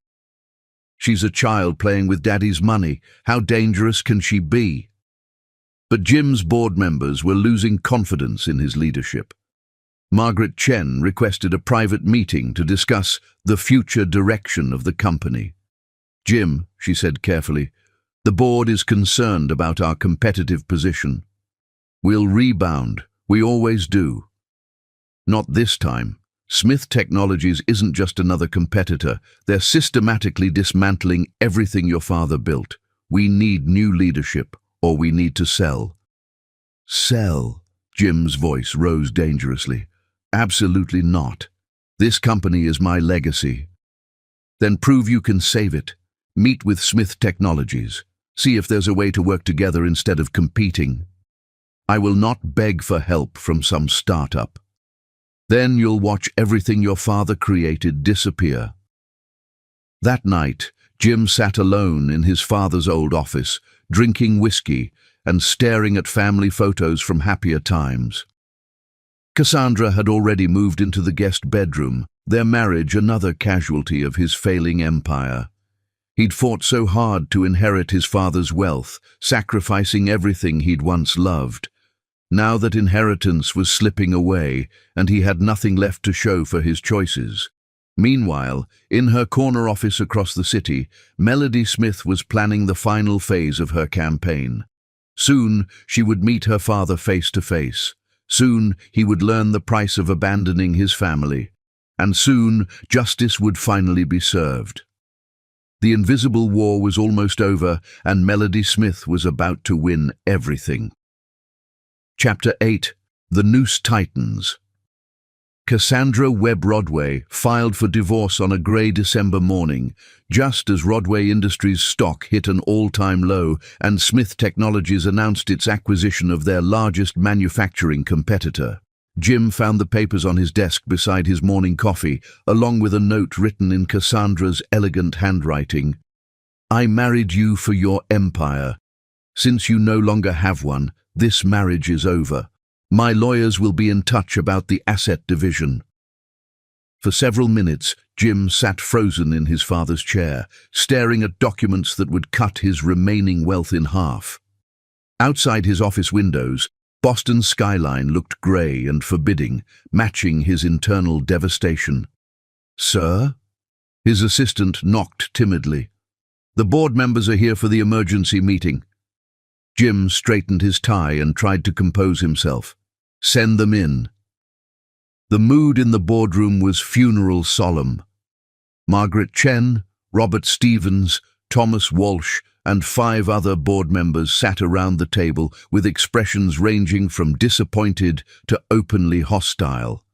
Jim, Margaret began without preamble, we need to discuss immediate action to save this company.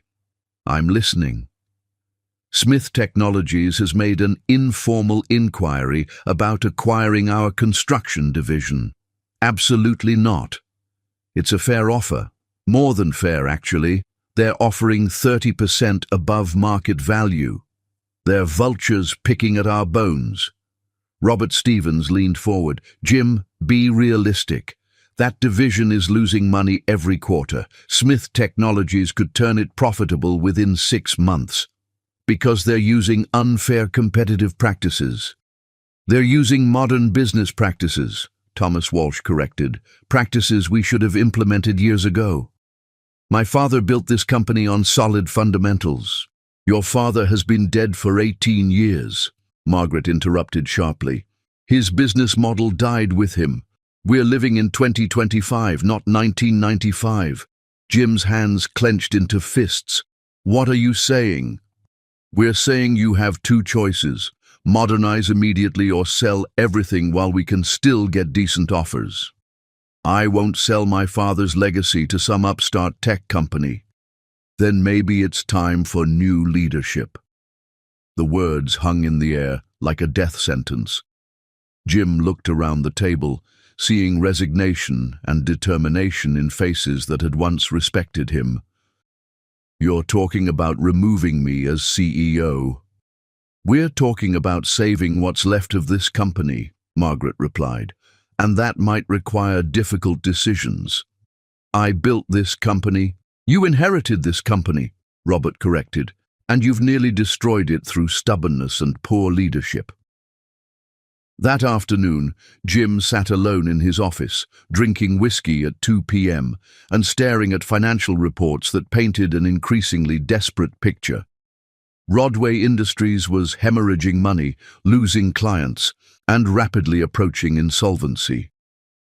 For the first time in years, Jim allowed himself to think about the choices that had brought him here. 20 years ago, he'd had everything: a brilliant wife who loved him, a daughter on the way, and the promise of building something meaningful together. Instead, he'd chosen his father's money and his mother's approval. Now, Cassandra was gone, taking half his remaining wealth. His board wanted him removed, his empire was crumbling, and the mysterious Melody Smith, a name that nagged at him with strange familiarity, was building everything he was losing.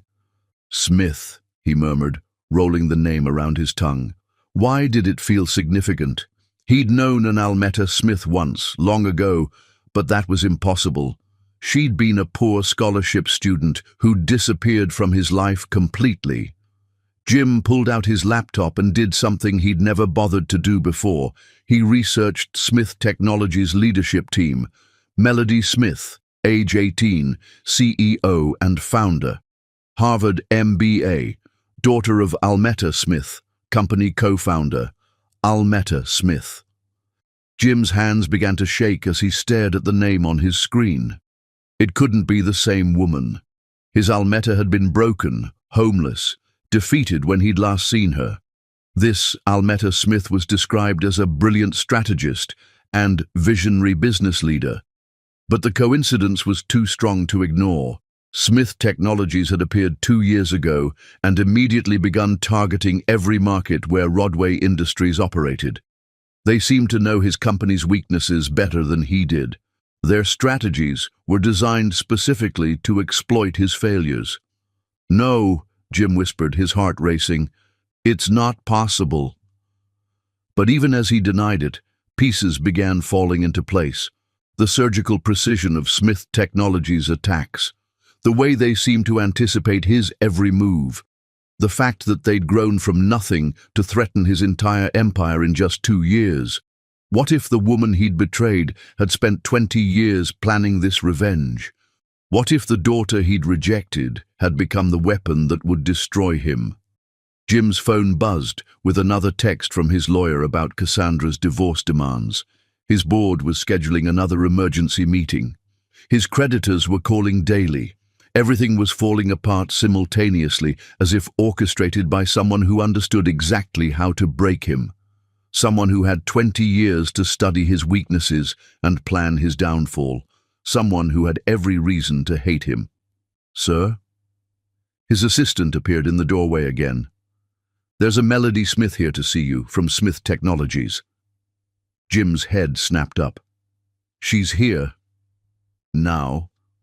"She doesn't have an appointment, but she said it was urgent regarding our conversation with Mrs. Rodway about potential partnerships." Jim's heart began racing. The woman who was destroying his life wanted to meet face to face. Part of him was curious about his nemesis. Part of him was terrified of what she might offer. "Send her in." Melody Smith entered his office with the confidence of someone who owned the world, and Jim's first thought was that she looked impossibly young to wield such power. She was tall, elegant, and professionally dressed, but there was something about her eyes that seemed familiar. "Mr. Rodway," she extended her hand with a polite smile. "Thank you for meeting with me on short notice, Ms. Smith." Jim shook her hand, studying her face carefully.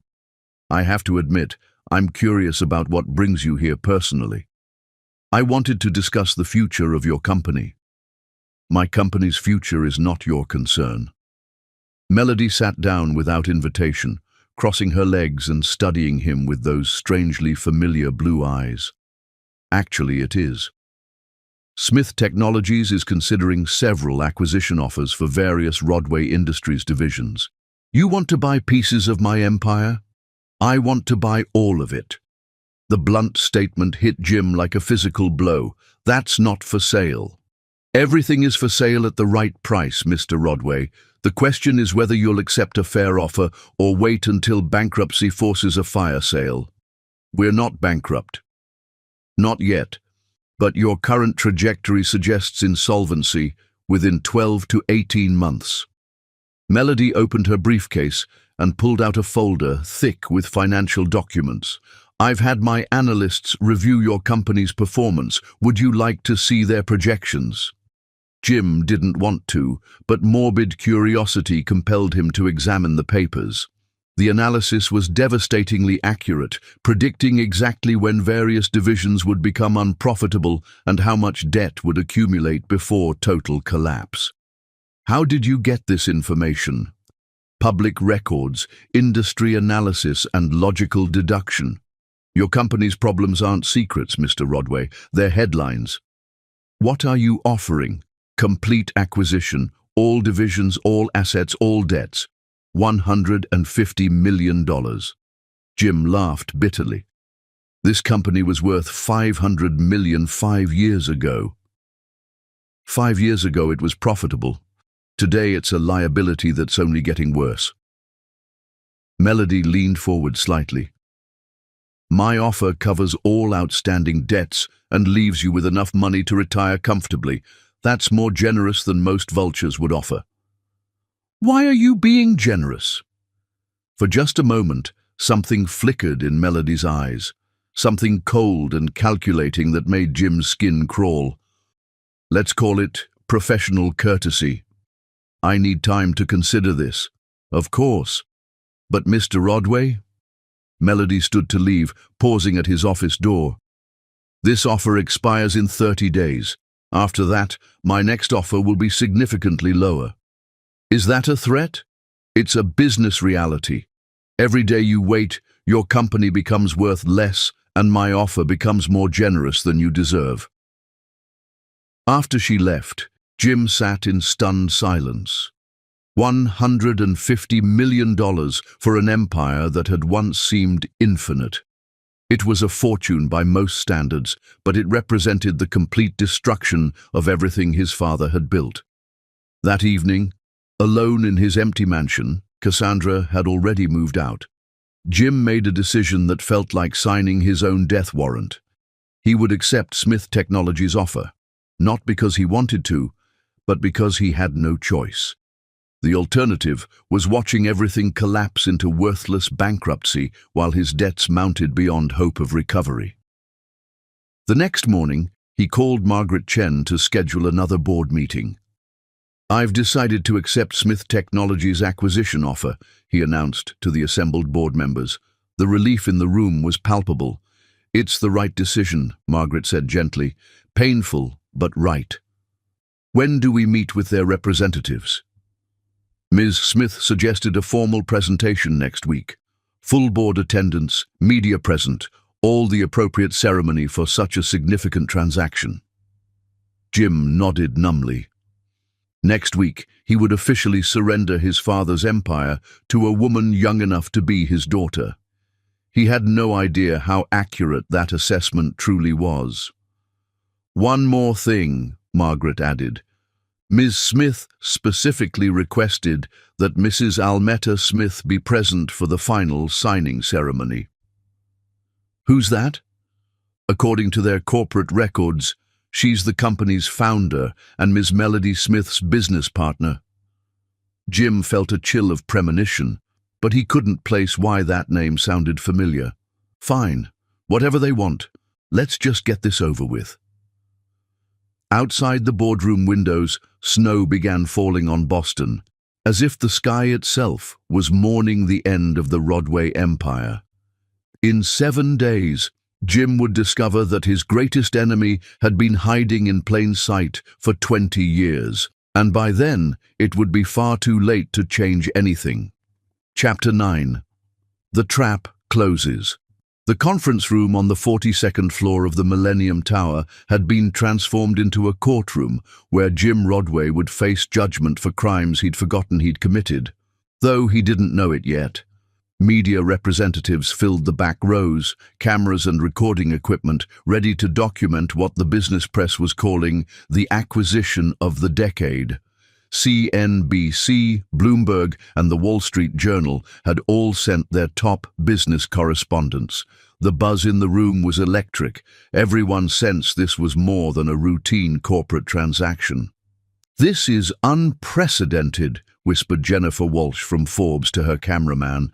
"A company barely 3 years old acquiring a 40-year-old empire. There's got to be more to this story." Board members from both companies sat at a massive mahogany table, legal documents stacked in precise piles, waiting for signatures that would transfer the Rodway empire to Smith Technologies. The paperwork was inches thick: contracts, asset transfers, employee agreements, intellectual property rights. 20 years of Charles Rodway's life's work reduced to legal documents. Jim arrived 15 minutes early, wearing his best suit and trying to project confidence he didn't feel. His hands shook slightly as he straightened his tie, and he'd barely slept in 3 days. Losing his father's company was devastating enough without looking weak in front of cameras that would broadcast his failure to the entire business world. "Mr. Rodway," Margaret Chen greeted him quietly, her voice filled with something that might have been sympathy. "The Smith Technologies team will be here shortly. Are you ready for this?" "As ready as anyone can be to sell their soul." "Jim, you're making the right choice. This company would have been worthless in bankruptcy. That doesn't make it hurt less." Jim looked around the conference room, noting the expensive artwork and panoramic view of Boston Harbor. Soon, none of this would belong to his family anymore. Robert Stevens approached, his expression grim. "Jim, I want you to know the board appreciates how difficult this is, but Smith Technologies has been generous with the terms, more generous than they needed to be. Generous enough to ease their consciences about dismantling my father's legacy? Generous enough to ensure you walk away financially secure instead of losing everything in bankruptcy court." At exactly 2 p.m., the conference room doors opened. The media representatives straightened in their seats, cameras turning toward the entrance. Board members looked up from their whispered conversations. Even the lawyers stopped shuffling papers. Melody Smith entered first, looking every inch the conquering corporate queen in a charcoal-grey power suit that emphasized her youth and authority. She moved with the confidence of someone who'd never lost a battle. Her blonde hair pulled back in a severe chignon that made her blue eyes look like chips of ice.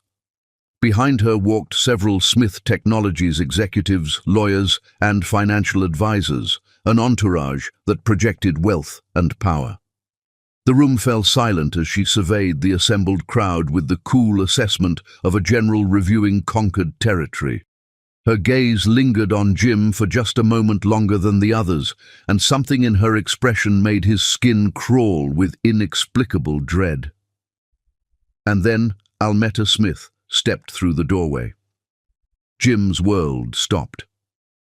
18 years collapsed in an instant as he stared at the woman he'd thrown out of a hospital room while she was bleeding from childbirth. Almeta looked magnificent, successful, elegant, and coldly beautiful in a way that spoke of wealth and power earned through decades of struggle. "No," Jim whispered, his face draining of color as understanding crashed over him like a tsunami. Almeta met his eyes across the conference room with a smile that could have frozen fire. "Hello, Jim. It's been a long time." Every person in the room sensed the sudden tension, but nobody understood its source except the 3 people whose lives had been shattered in a maternity ward 2 decades earlier. "I don't understand," Margaret Chen said, looking between Jim and Almeta with confusion. "Do you two know each other?" "Oh, yes," Melody said, her voice carrying across the silent room with crystal clarity. "Mr. Rodway and my mother have a history, don't you, Daddy?" The word hit Jim like a physical blow. He staggered slightly, gripping the edge of the conference table for support as he stared at the young woman who'd been systematically destroying his empire for 2 years. "Daddy," someone whispered in the back of the room. "That's right," Melody continued, her voice growing stronger and more confident with each word. "James Rodway is my biological father. The man who abandoned my pregnant mother in a hospital room 18 years ago because he chose $500 million over his own family." The media representatives erupted into frantic activity, cameras flashing and recording equipment humming as they realized they were witnessing something far more dramatic than a simple business acquisition. "But here's what makes this even more beautiful," Melody said, her smile turning predatory as she locked eyes with Jim. "Every single business decision I've made for the past 2 years has been designed specifically to destroy you. Every client I stole, every employee I poached, every contract I won, it was all part of a 20-year plan to take everything you chose over your daughter." Jim's face went ashen. "The timing. You've been planning this since the day you threw us away like garbage." "Oh yes, Daddy. Every strategy session, every market analysis, every corporate raid, I was thinking of you. Do you know what I named our first AI program? Project Karma. And it's been systematically dismantling your empire algorithm by algorithm. But why now? Why reveal yourself?" Melody's laugh was cold and musical. "Because I wanted you to lose everything the same way you made us lose everything. Slowly. Painfully. Watching it slip away piece by piece until there was nothing left but the devastating realization of what you threw away. And now, in front of all these cameras, in front of your board, in front of the entire business world, you get to know that the daughter you rejected before she was even born just bought your soul." Jim sank into his chair, the full magnitude of his situation finally clear. "You could have told me who you were. We could have worked together. I could have been part of her life." "Could you?" Almeta asked mockingly. "The same man who called our love a fraternity bet? The same man who questioned whether she was even yours? The same man who chose money over his own child?" "I was young. I made mistakes." "You made choices," Melody corrected, "and today you get to live with the consequences." Margaret Chen cleared her throat awkwardly. "Perhaps we should postpone this meeting until—" "No," Melody said firmly. "We're proceeding exactly as planned. Mr. Rodway is going to sign those papers and sell me everything he valued more than his family. Aren't you, Daddy?" Jim looked around the room desperately. The media was recording every word. His board members were staring at him with shock and disgust. The legal documents waited on the table, requiring only his signature to complete his destruction. "If I don't sign, then you'll lose everything anyway in bankruptcy court within 6 months," Melody replied matter-of-factly. "The only difference is whether you walk away with enough money to live comfortably or whether you lose everything and face criminal charges for financial mismanagement. This is extortion. This is justice." Jim stared at his daughter, his brilliant, ruthless, successful daughter who'd built an empire from nothing while he'd squandered an inheritance worth hundreds of millions. She had his eyes but Almeta's strength, his ambition but her mother's integrity. "You could have been anything," he said quietly. "You could have had anything. I am everything I chose to become, and I do have everything I wanted." Melody's voice softened slightly. "I have a mother who sacrificed everything to give me opportunities. I have a company I built with my own hands and my own ideas. I have people who respect me for what I've accomplished, not what I inherited. And what about forgiveness? What about family?" "Family." Melody's laugh was bitter. "You had a family. You threw it away for money. Today, I'm buying that money back from you." Almeta spoke for the first time in several minutes.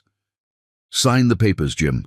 Take the money and disappear from our lives the way you did 20 years ago." Jim picked up the pen with shaking hands.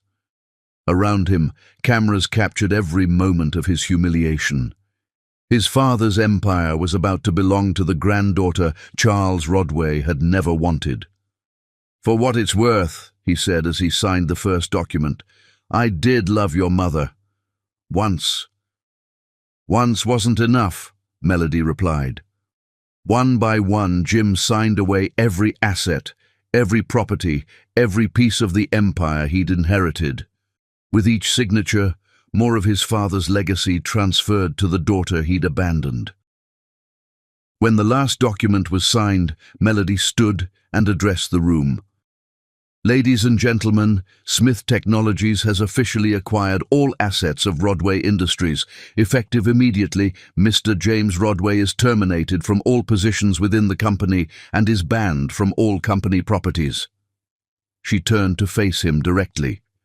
Security will escort you from the building.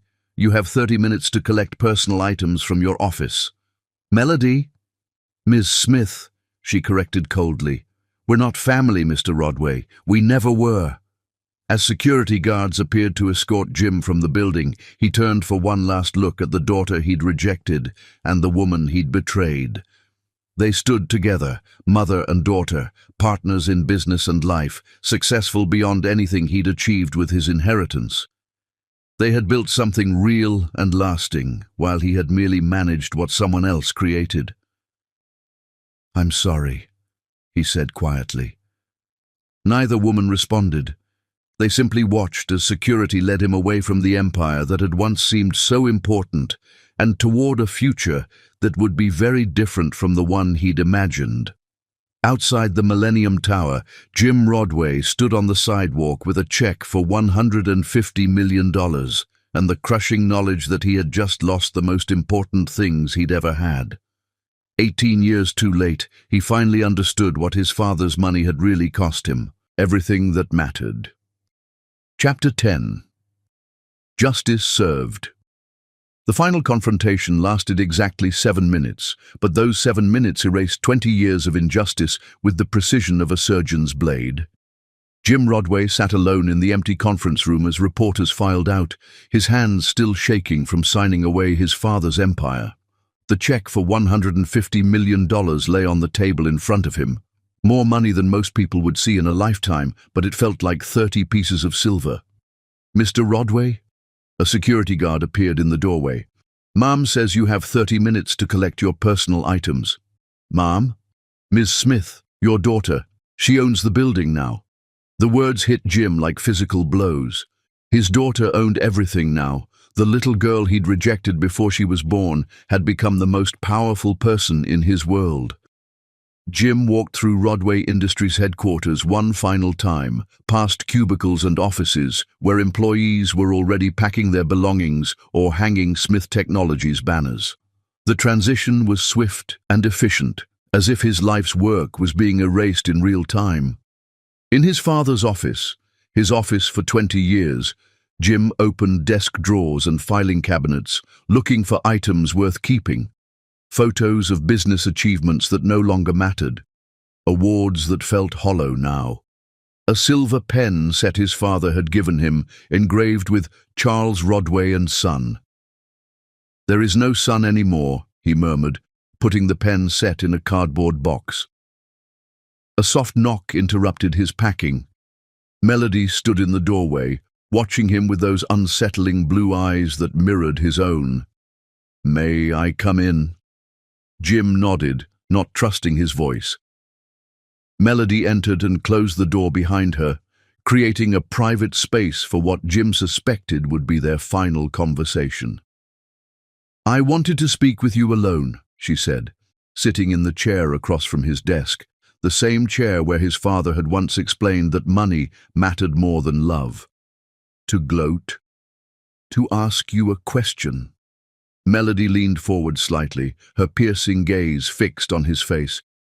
"Do you remember what you said to my mother in that hospital room?" Jim closed his eyes, the memory still painful after 18 years. "I said terrible things, unforgivable things. You said I wasn't your daughter. You claimed she was just a fraternity bet. You said we were nothing to you." Melody's voice remained steady, but Jim could hear the deep hurt beneath her control. "Do you remember?" "Yes. Were you lying to hurt her, or did you really believe those things?" The question hung in the air between them.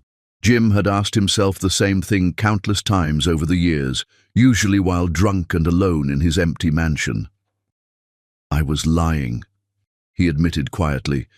"I knew you were mine the moment I saw you.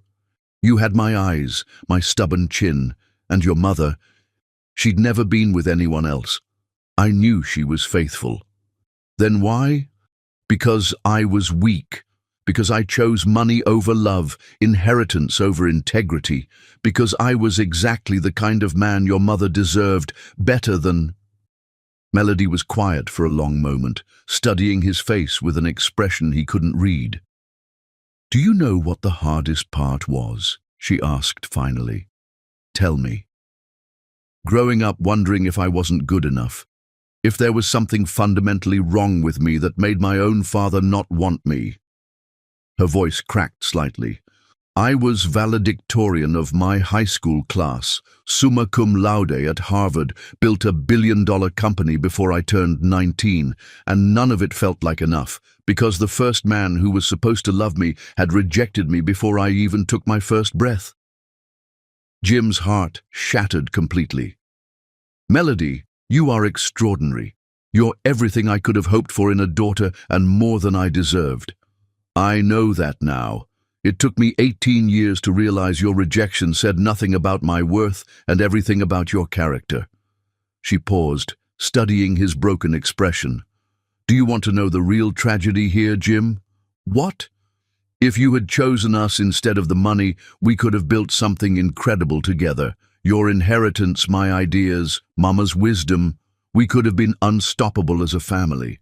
Instead, you chose $500 million over a family that would have been worth billions." The words hit Jim like bullets. "I threw away everything that mattered for money that meant nothing without you to share it with." "Exactly. You had a brilliant wife who loved you unconditionally and a daughter who could have inherited your ambition without your weakness. But you traded a dynasty for dollars." Melody's voice turned ice cold. "And now you're sitting in this empty office, signing away the last remnants of what you chose over us, while we've built an empire that will outlast anything your father ever imagined." Jim broke completely. Tears streamed down his face as 20 years of suppressed regret crashed over him. "I was a coward, a fool. The biggest mistake of my life wasn't losing your mother or rejecting you. It was believing that my father's money mattered more than my own family. And now? Now I have money and no family at all," Jim whispered. "While you have a family fortune that will last generations and a mother who would die for you. She almost did, multiple times, working 3 jobs, living in shelters, going without food so I could eat." Melody's voice grew stronger. "She could have given up. She could have hated you forever and taught me to hate you too. But she didn't. What did she teach you? That actions have consequences. That integrity matters more than wealth. That true strength comes from building something yourself, not inheriting something from others." Melody smiled for the first time since entering the office. "And that justice isn't about revenge, it's about truth." "What's the truth here?" "The truth is that you made a choice 20 years ago that cost you everything that really mattered. The truth is that Mama and I survived without you and built something beautiful together. The truth is that you're my biological father, but you've never been my dad." Jim felt the finality in her words like a door closing forever. "Is there any chance?" "For what? A relationship?" Melody shook her head. "I'm not angry anymore, Jim. But I'm not interested in playing father-daughter either. You had 20 years to be part of my life, and you chose not to be. So this is goodbye? This is closure." Melody moved toward the door, then paused. "But I want you to know something. Mama and I aren't vindictive people. That check is legitimate. You'll be financially comfortable for the rest of your life if you're careful with it. Why? Because we're better people than you were 20 years ago." Melody opened the door. "Try to be a better person than you were then, too." After she left, Jim sat alone in his father's office for the last time. Outside the windows, Boston hummed with activity, people building dreams, chasing ambitions, creating families that would last longer than any corporate empire. Somewhere in this city, his daughter was probably celebrating with the mother who'd raised her alone. They had each other, they had their success, and they had the satisfaction of justice finally served. Jim had a check and a lifetime of regret. As he walked out of Rodway Industries forever, carrying a single cardboard box of personal items, Jim realized that his father had been wrong about everything that mattered. Money wasn't the most important inheritance a man could leave his children. Love was. And Jim had thrown his away for numbers on a bank statement that meant nothing without someone to share them with. The security guards escorted him to the street, where his driver waited with his car. As they pulled away from the building, Jim saw Melody and Almetta standing together in the lobby, watching his departure through floor-to-ceiling windows. They looked like queens surveying their kingdom, and they were. 18 years after being thrown away like garbage, they had reclaimed everything and more. The daughter Jim hadn't wanted had become everything he'd never been. The woman he'd betrayed had built a legacy that would outlast his father's empire. Justice hadn't just been served, it had been earned.